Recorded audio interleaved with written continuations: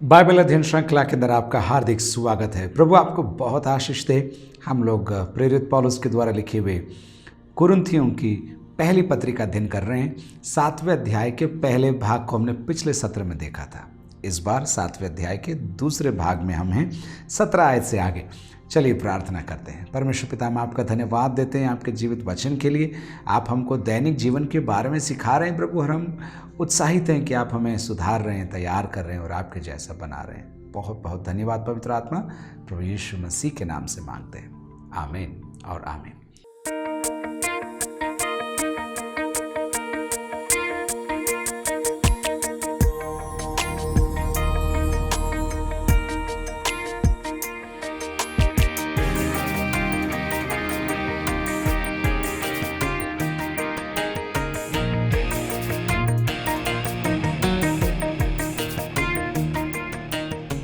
सातवें अध्याय के अंदर पहले भाग के अंदर देखा था कि पौलुस शारीरिक संबंधों के विषय में बात करता है।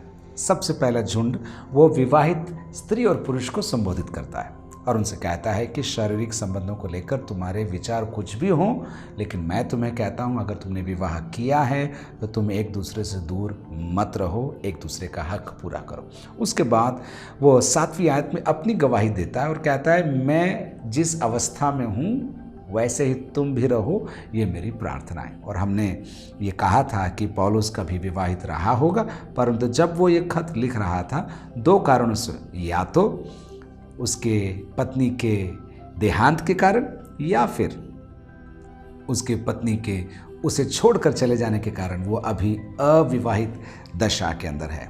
उसके बाद हमने 8 आयत से आगे हमने देखा था वो अविवाहितों को संबोधित करता है। अविवाहित कभी जिन्होंने विवाह न किया हो वे हैं, या फिर वे जिन्होंने कभी विवाह किया था परंतु उनके जीवन साथी अब नहीं रहे हैं, या फिर उन्होंने छोड़ दिया है, या विवाह विच्छेद उनका हो गया। ऐसे लोगों को पौलुस संबोधित करता है। उसके बाद हमने देखा कि विश्वास में एक जन है, जीवन साथी एक है और दूसरा विश्वास में नहीं है। ऐसे झुंड को लेकर पौलुस संबोधन करता है और उनसे कहता है कि एक जन यदि विश्वास में है और दूसरा विश्वास में नहीं है तो तुम मत छोड़ो, उनके साथ रहो, क्योंकि तुम्हारे कारण दूसरा भी पवित्र हो जाता है। ये बात पौलुस ने कही थी। और अंत में आते आते उसने हमसे कहा था, मेल मिलाप के लिए प्रभु ने हमको बुलाया है, इसलिए मेल मिलाप करो जितना संभव हो। हमने रोमी 12:18 में से देखा था, जितना संभव हो तुम एक दूसरे के साथ मेल मिलाप के साथ रहो। अब 17 आयत से आगे हम देखने चाहते हैं, और पौलुस यहाँ पर अपने विश्वासियों को कहता है, जिस अवस्था में तुम हो वैसा रहो। चलिए देखते हैं 17वीं आयत से आगे। जैसा प्रभु ने हर एक को बांटा और जैसा परमेश्वर ने हर एक को बुलाया है वैसा ही वह चले। मैं सब कलीसियाओं में ऐसा ही ठहराता हूँ। पौलुस बहुत एक अद्भुत बात कह रहा है। पौलुस कहता है, मैं न केवल कुरिन्थ के विश्वासियों को लिख रहा हूँ, परंतु जहाँ भी मैं जाता हूँ, जहाँ भी मैं खत लिखता हूँ, यही बात कहता हूँ और कोई नई बात मैं तुमसे नहीं कह रहा। क्या? जैसा परमेश्वर ने हर एक को बुलाया है वैसा ही वह चले। मैं सब कलीसियाओं में ऐसा ही ठहराता हूँ। मैं आपके साथ कुछ आयतों को देखना चाहता हूँ कि किस प्रकार पौलुस ने अलग अलग मंडलियों को एक ही बात लिखी। मेरे साथ 4थे अध्याय के अंदर आप आइए, 4थे अध्याय के अंदर और उसकी 17वीं आयत। इसलिए मैंने तीमुथियुस को, जो प्रभु में मेरा प्रिय और विश्वास योग्य पुत्र है, तुम्हारे पास भेजा है। वह तुम्हें मसीह में मेरा चरित्र स्मरण कराएगा, जैसे कि मैं हर जगह हर एक कलीसिया में उपदेश करता हूँ। जैसे कि मैं हर जगह हर एक कलीसिया में उपदेश करता हूँ। तीमुथियुस तुमको याद दिलाएगा मेरे चरित्र के बारे में। तो पौलुस कह रहा है, कुरिन्थ के विश्वासियों, मैं कुछ नई बात तुमसे नहीं कह रहा हूँ, कुछ अलग ही बात तुमसे नहीं कह रहा हूँ, सब जगह मैं यही बात कहता हूँ। अब 11वें अध्याय में आप आइए, उसकी 16 आयत में देखते हैं। 11 के 16 में क्या लिखा है? परंतु यदि कोई विवाद करना चाहे तो ये जान ले कि न हमारी और न परमेश्वर की कलीसियाओं की ऐसी रीति है, न हमारी और न परमेश्वर की कलीसियाओं की ऐसी रीति है। पौलुस ने अपनी सेवा काल के अंदर जगह जगह जाकर कलीसियाओं की स्थापना करी थी और उनको एक समान टीचिंग पौलुस प्रस्तुत कर रहा है। उसके बारे में हम यहाँ पर देख रहे हैं। एक और आयत अपन देख लें, 14 का 33 देखिए, 14 33 पहला कुरिन्थियों 14 का 33 क्या लिखा है? क्योंकि परमेश्वर गड़बड़ी का नहीं परंतु शांति का परमेश्वर है, जैसा पवित्र लोगों की सब कलीसियाओं में है। जैसा पवित्र लोगों की सब कलीसियाओं में है।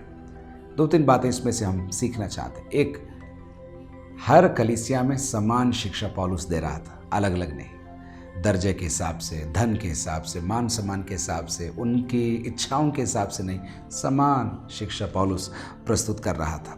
दूसरी बात, कुरिन्थ के विश्वासी अन्य शहरों के विश्वासियों से ज़्यादा अच्छे नहीं थे, उनके समान थे।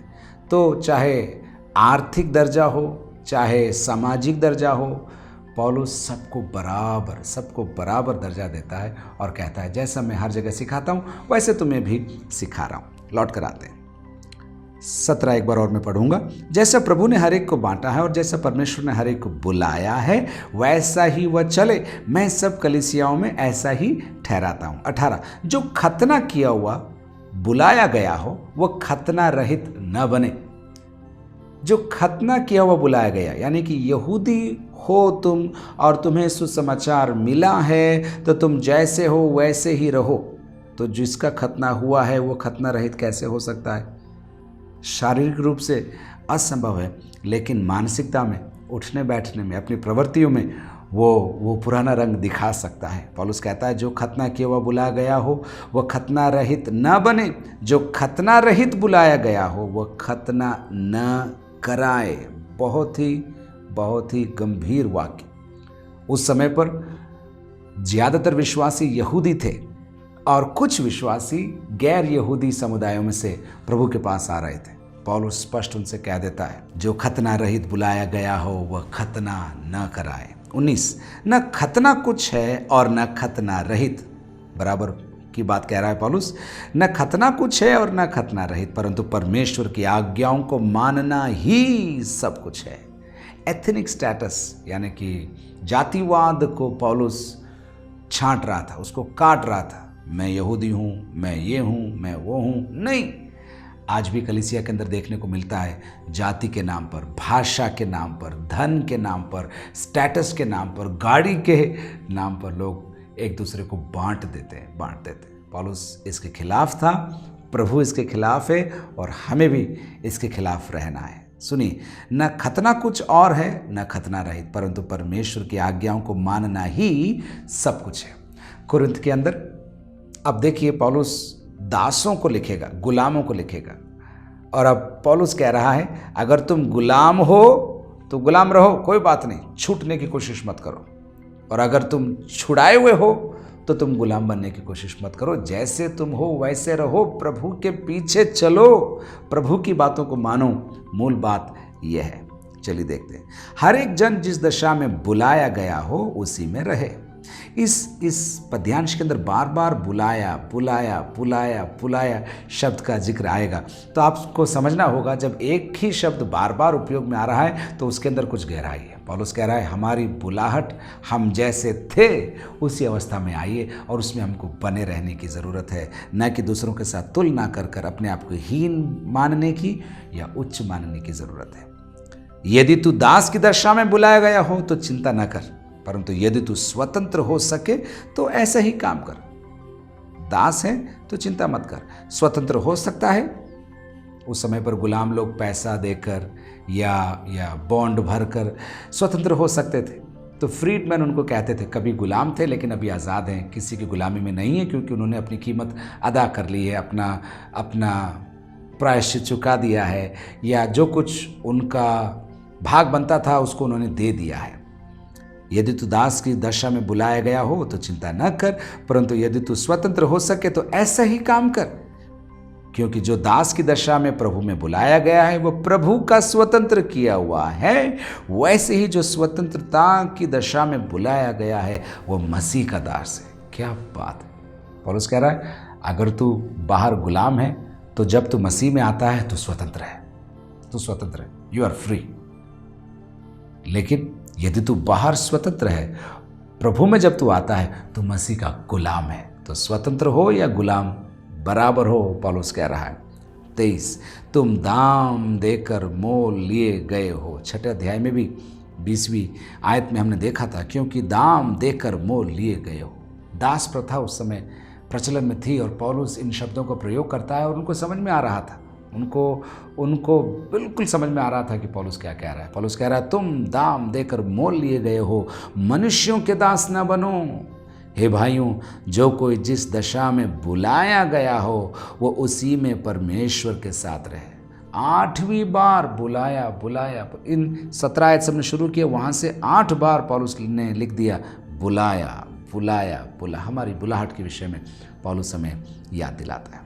अब 25वीं आयत से आगे हम देखेंगे, फिर से पौलुस एक झुंड को संबोधन करता है और इस बार ये झुंड कुंवारियों का है।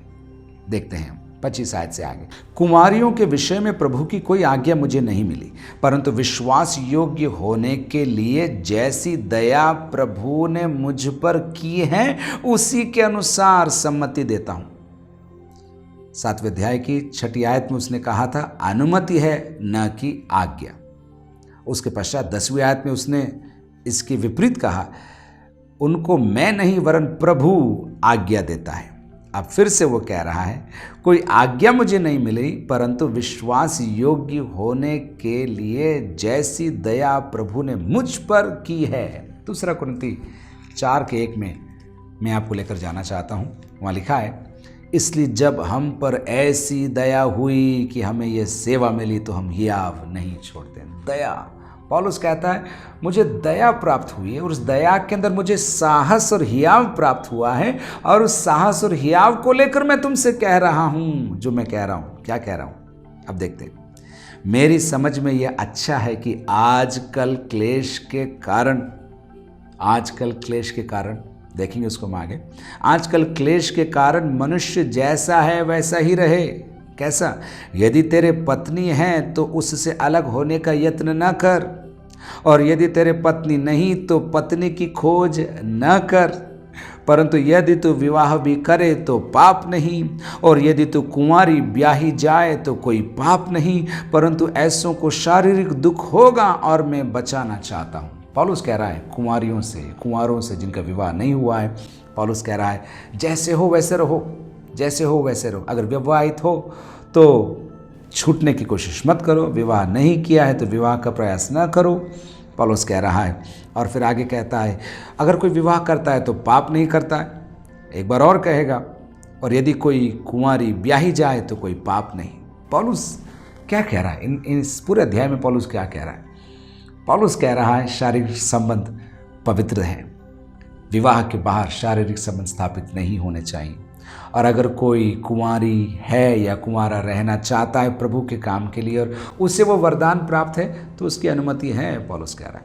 लेकिन 25 आयत से आगे जो अभी हम देख रहे हैं 3 कारण देगा। 3 कारण। एक, आजकल क्लेश के कारण। पौलुस के ज़माने में पौलुस ये विश्वास करता था और पौलुस ये सिखाता था कि प्रभु यीशु मसीह बहुत जल्दी आ रहा है, और हम आज भी यही सिखाते हैं, बहुत जल्दी आ रहा है। आप पूछेंगे इतने साल हो गए प्रभु आया नहीं अभी तक। मैंने एक बात सीखी है, प्रभु यीशु मसीह जल्दी आएगा और ज़रूर आएगा। जल्दी आएगा और ज़रूर आएगा। मेरे साथ बोलिए, प्रभु यीशु मसीह जल्दी आएगा और ज़रूर आएगा। यही बात पौलुस ने सिखाई। यहाँ वो कह रहा है आजकल क्लेश के कारण, क्योंकि जो विवाह करते हैं उनको मैं शारीरिक दुख से बचाना चाहता हूं, इसलिए उनसे कहता हूं विवाह मत करो। आज भी कई वैरायटी के लोग आपको मिलेंगे जो विवाह करना चाहते हैं किसी भी हालत में, जो विवाह नहीं करना चाहते हैं किसी भी हालत में। सबके लिए प्रभु के वचन के अंदर निर्देश है। देखिए 29, हे भाइयों मैं ये कहता हूँ कि समय कम किया गया, इसलिए चाहिए कि जिनके पत्नी हो वे ऐसे हों मानो उनके पत्नी नहीं, और रोने वाले ऐसे हों मानो रोते नहीं, और आनंद करने वाले ऐसे हों मानो आनंद नहीं करते, और मोल लेने वाले ऐसे हों मानो उनके पास कुछ है ही नहीं। पौलुस कहता है समय कम कर दिया गया है, प्रभु यीशु मसीह जल्दी आ रहा है, इसलिए चाहिए कि जिनके पत्नी हो वह ऐसे हो मानो उनके नहीं, रोने वाले न रोएं, आनंद करने वाले न करें, मोल लेने वाले ऐसे हों मानो उनके पास कुछ है ही नहीं। और फिर 31 में कहता है और इस संसार के साथ व्यवहार करने वाले ऐसे हों कि संसार ही के न हो लें, क्योंकि इस संसार की रीति और व्यवहार बदलते जाते हैं। पौलुस कह रहा है विवाहित हो तो ऐसे रहो, प्रभु के इंतजार में रहो, तैयार रहो।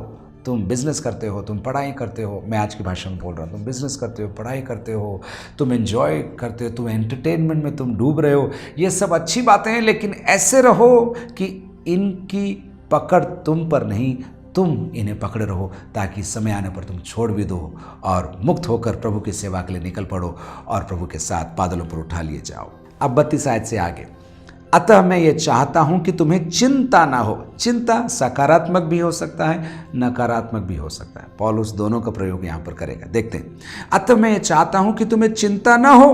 अविवाहित पुरुष प्रभु की बातों की चिंता में रहता है, प्रभु की बातों की चिंता में रहता है कि प्रभु को कैसे प्रसन्न रखे, परंतु विवाहित मनुष्य संसार की बातों की चिंता में रहता है कि अपनी पत्नी को किस रीति से प्रसन्न रखे, अपनी पत्नी को खुश रखे। और फिर आगे पौलुस कहेगा अपने पति को खुश रखने के लिए तू न जाने क्या क्या करती है।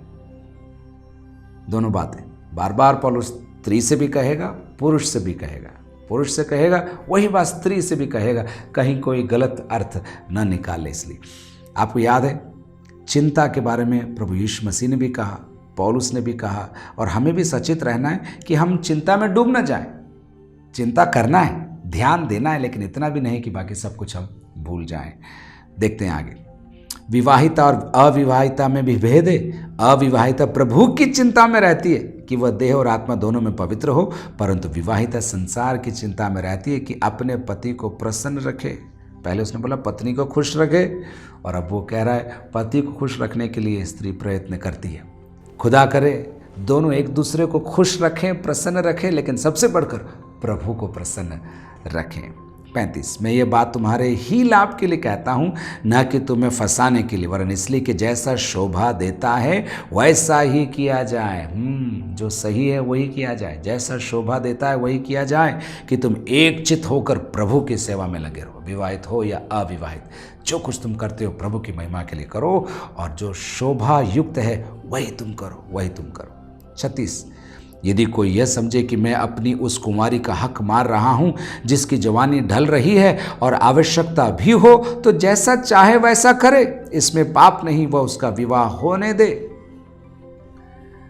दो अर्थ इसके निकल सकते हैं। एक पिता है, उसकी एक कुंवारी बेटी है, और वो मंडली में है, और लोग बोल रहे हैं प्रभु आ रहा है, प्रभु आ रहा है, इसलिए शादी मत करवाओ। इंतज़ार कर रहे हैं, समय निकलता जा रहा है, उम्र में वो बढ़ती जा रही है। तो पिता के दृष्टिकोण से भी आयत हम देख सकते हैं, लेकिन उस व्यक्ति के दृष्टिकोण से भी देख सकते हैं जिसका ब्याह हुआ है, एंगेजमेंट हुआ है एक स्त्री के साथ, और एंगेजमेंट का समय लंबा होता जा रहा है, लंबा होता जा रहा है। अगर आप मेरे से पूछो तो मैं हमेशा ये एडवाइस देता हूँ, एंगेजमेंट हो गया तो जल्दी शादी करवा लो। लेकिन आजकल मॉडर्न एडवाइस क्या है, एंगेजमेंट कर लो, उसके 1-1.5 साल के बाद शादी करेंगे। हे प्रभु मुझे बचा, आपको भी बचाए ऐसी अवस्थाओं से। देखते हैं, यदि कोई ये समझे कि मैं अपनी उस कुंवारी का हक मार रहा हूँ पिता के रूप में, अगर आपके घर में कुंवारी है तो आप उसका विवाह कराएं, उसका विवाह कराएं, रोके मत, उसका हक न मारें। और एक होने वाले पति के रूप में भी अगर आप किसी के साथ एंगेज्ड हैं तो आप उसका हक न मारें, आप विवाह कर लें। पौलुस अनुमति दे रहा है। यदि कोई ये समझे कि मैं अपनी उस कुंवारी का हक मार रहा हूँ जिसकी जवानी ढल रही है और आवश्यकता भी हो, तो जैसा चाहे वैसा करे, इसमें पाप नहीं, वो उसका विवाह होने दे। परंतु जो मन में दृढ़ रहता है और उसको आवश्यकता न हो, वरन अपनी इच्छा पर अधिकार रखता हो, इच्छा पर अधिकार रखता हो, बहुत मुश्किल है, लेकिन अगर वरदान प्राप्त है तो वरदान प्राप्त है। अगर इच्छा पर अधिकार रखता हो और अपने मन में यह बात ठान ली हो कि वह अपनी कुंवारी लड़की को अविवाहित रखेगा, वह अच्छा करता है, तो फिर क्या पिता को यह अनुमति है कि उसकी बेटी की वो शादी ना कराए और घर पर ही रखे? समाज के अंदर कई उदाहरण देखने को मिले हैं मेरी सेवकाई के अंदर, जहाँ पर धन के कारण या अन्य कारणों से बेटियों का विवाह नहीं हुआ है, वो घर संभाल रही हैं और उनका विवाह नहीं हुआ, क्योंकि वो कमा रही हैं, क्योंकि वो घर पर पैसा ला रही हैं, वो भी खुश हैं ऐसा लगता है, और परिवार को भी धन मिल रहा है और इसलिए काम चल रहा है, लेकिन सही नहीं, कुछ तो गड़बड़ है। परंतु जो मन में दृढ़ रहता है और उसको आवश्यकता न हो वरन अपनी इच्छा पर अधिकार रखता हो और अपने मन में ये बात ठान ली हो कि वह अपनी कुंवारी लड़की को अविवाहित रखेगा, वह अच्छा करता है। इसलिए जो अपनी कुंवारी का विवाह कर देता है वह अच्छा करता है, और जो विवाह नहीं कर देता वह और भी अच्छा करता है। अरे ये तो कंफ्यूजिंग बात हो गई, और भी अच्छा कैसे होगा? पौलुस कह रहा है, शुरू में कहा था उसने ना, जैसे हो वैसे रहो, जैसे हो वैसे रहो, हैं? अपने आप को प्रभु के आगमन के लिए तैयार करो। 39 जब तक किसी स्त्री का पति जीवित रहता है तब तक वो उससे बंधी हुई है, परंतु यदि उसका पति मर जाए तो जिससे चाहे विवाह कर सकती है, परंतु केवल प्रभु में। विवाह करवाते समय हम ये प्रतिज्ञा करवाते हैं, हम दोनों के जीते जी अन्य सभी को छोड़कर। उसका अर्थ क्या है मालूम? अगर एक जन शांत हो जाए या उनका देहांत हो जाए तो स्त्री या पुरुष दूसरा विवाह करने के लिए उनको अनुमति है। लेकिन पौलुस एक अद्भुत लाइन लिख रहा है वहाँ पर, परंतु केवल प्रभु में। मैं हालेलुया बोलना चाहता हूँ इस बात के लिए, न केवल एक के चले जाने के बाद, लेकिन विवाह केवल प्रभु में ही होना चाहिए। ये भी मैं कह दूंगा। असमान जुए में मत जुतो, पौलुस बाद में लिखेगा, असमान जुए में मत जुतो। मैं यहीं वो बात कह रहा हूँ, प्रभु में विवाह करो। 40 परंतु जैसी है यदि वैसी ही रहे तो मेरे विचार में और भी धन्य है, और मैं समझता हूँ कि परमेश्वर का आत्मा मुझ में भी है। जैसी है वैसी रहे तो और भी बढ़िया, और भी बढ़िया। टेंशन नहीं होगा, संचय नहीं करना पड़ेगा, अपने आप का ख्याल ही रखना पड़ेगा। पौलुस कुछ ऐसा अंदेशा दे रहा है, और फिर वो अंत में कहता है, मैं समझता हूं कि परमेश्वर का आत्मा मुझ में भी है, मुझ में भी है। मतलब प्रभु ने मुझे स्पष्ट आदेश नहीं दिया इन बातों के लिए, लेकिन मेरे अंदर जो आत्मा है उससे सीखकर मैं ये अनुमति तुमको दे रहा हूँ, ये कंसेशन दे रहा हूँ इन बातों की, तुम समझो, हो सके तो करो। ये आदेश नहीं है, लेकिन मेरी ओर से सुझाव है, इसको कर सके तो तुम्हारे लिए अच्छा होगा। इस अध्याय के अंदर हमने अलग अलग झुंडों को देखा, और शारीरिक संबंध, विवाह, विवाह विच्छेद, अलग रहना, एक व्यक्ति विश्वास में है और दूसरा विश्वास में नहीं, उनके बारे में क्या, कुंवारियों के बारे में क्या, बहुत सारी बातों को इस अध्याय के अंदर देखा हमने। मेरी ये प्रार्थना है कि इस अध्याय के अंदर जो कुछ हमने सीखा आपके परिवार के लिए पूरा हो जाने पाए, आपका परिवार आशीष पाए, आपका परिवार उन्नति पाए, पवित्र रहने पाए, आपका पूरा परिवार प्रभु को पहचान जाए और आप सब मिलकर प्रभु की सेवा कर सकें। प्रभु आपको बहुत बहुत आशीष दे।